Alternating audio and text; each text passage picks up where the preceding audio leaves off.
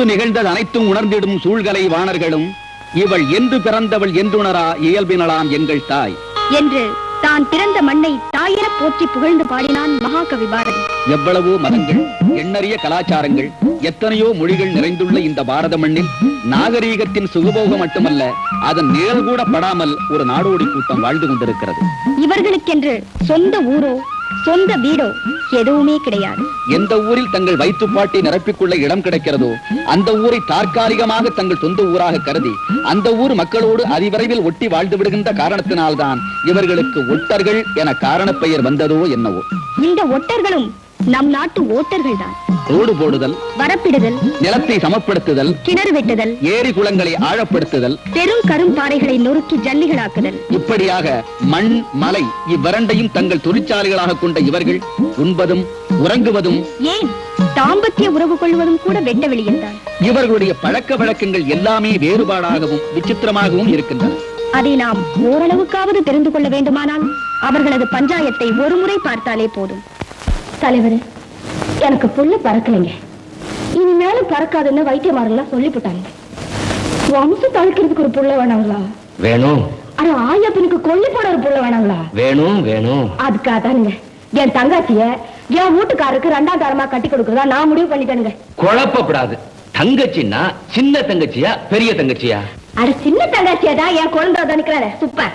அவனுக்கு கொடுக்கறதா எப்போ முடிவு பண்ணியாச்சுங்களே. என் வீட்டுக்காரருக்கு இப்ப கொடுக்க போறது 2வது தங்காச்சியா. இங்க வா, இவதாங்க. என்ன பெண்களை பெத்த வீரப்பன், நீ என்ன சொல்ற? நான் என் பொண்ணை கொடுக்க மாட்டேன். இப்படி சொன்னா சரிப்பட்டு வராது. கொடுக்க மாட்டேங்கிறதுக்கு சரியான காரணத்தை சொல்லி ஆகணும். சொல்லுங்க. சொல்லு. முதல் தரத்துக்கு புள்ள இருக்கானா? இந்த ஆம்பளைக்கு மறுதாரத்துக்கு புள்ள மறந்துமா? நம்ம இடவெடுத்தனமா பேசாதயா. வேற ஏதாவது காரணம் இருக்கா? அழுத்தமான காரணம் 1000 இருக்கு. ஒவ்வொன்னா சொல்லியா. இது என்ன கூட்டம்? உடம்புகிற ஒரு சொத்து தவிர வேற எந்த சொத்து பத்தாவது இந்த கூட்டத்துக்கு உண்டாயா? இல்ல. நாளைக்கு பாடுபடுவான், கட்சியை குடிப்போம் ஒரு நம்பிக்கையை தவிர வேற எந்த நம்பிக்கையாவது இந்த கூட்டத்துக்கு உண்டாயா? கிடையாது. இந்த கூட்டத்துல பிறந்தனா என் 3 பெண்ணுகளையும் 3 மாப்பிள்ளைக்கு கட்டி வச்சேன்னா ஒரு மாப்பிள்ளைக்கு தலைவலி கால்வலின்னா பாக்கியுள்ள மாப்பிள்ளைக்கு வீட்டுல போய் 2 வேளை கஞ்சி தண்ணியாவது குடிச்சுங்க. கூறு கட்டி வைக்கிற மாதிரி எல்லாத்தையும் ஒருத்தனுக்கா கட்டி வச்சேன்னா அந்த ஒருத்த உடம்பு தெரியலாம படுக்கிறப்போ மத்த எல்லாமே பஞ்சுப்பட்டியால துடிக்கு வையா. செல்லம்மா, இப்படி வா. பதில் சொல்ல வாய் வரலையம்மா. கிழவன் கேட்ட கேள்வி என் நெஞ்ச தொட்டுடுச்சம்மா. அப்படிங்களா? நெசத்தை பேச போனா ஆம்பளைங்களை விட பொம்பளைங்க தான் நம்ம சாதில 2 மடங்கு உழைக்கிறோம். அது எப்படிமா? ஆம்பளைங்க தலையில மண்ணு சுமக்குறாங்க, அதே நேரத்துல நாங்க வயிற்றுல புள்ளையும் சுமக்குறோம்ல. ஆமாம்மா. அப்ப பாடு 2 தானே? ஆமா. அங்க கேட்டது நெஞ்ச தொட்டி செய்யா, இப்ப இங்க கேக்குறது நெஞ்சையே கசக்கி புளியுதும்மா. அது அப்படியே புடிச்சு எங்க அப்பா தலையில கொட்டுங்க. என்னையா நீ அலறி போயிட்ட? நானும் அசந்து போய் அந்த பொண்ணுகிட்ட வாயை கொடுத்து ஏமுக்கு அறந்து போச்சு. கல்யாணம் நடக்கட்டியா? யாரும் எப்படி நடக்க?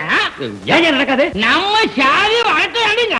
என்னையா எவன் ஒருத்த முதத்தார உயிரோட இருக்கிறப்போ 2ஆம் தரம் கட்டிக்க நினைக்கானா, அது முதத்தாரத்து காலத்துல கட்டி இருக்கிற கருமணி அறுத்து கையில வாங்குறதுக்கு பிறகுதான 2ஆம் தரம் கட்டிக்கணும்.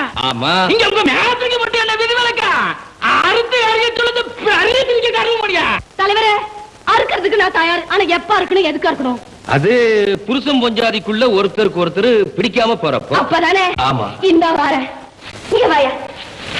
உன் மனசுல உள்ளது உடைச்சு சொல்லிப்படு.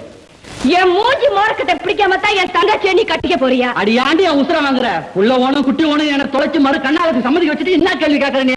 அடியே, நான் கட்டையில போற வரைக்கும் நீ ஒருத்தி என்கிட்ட ஓட்டினா போதும். வாடி போலாம். என்ன தலைவரே, நான் அறுக்க வேண்டியதானா? வேண்டாமா, கல்யாணம் நடக்கட்டும். என்னத்தை நடக்கட்டா? இன்னும் என்னையா இன்னும் பேச வேண்டியிருக்கா? நீ பேசுறது எல்லாத்தையும் கேட்டு பஞ்சாயத்துல நான் தீர்ப்பு சொல்றதுக்குள்ள கல்யாண பொண்ணு கேள்வி ஆயிடுவாயா? ஆகட்டுமே. சொல்லிய இவர மாடவாளிக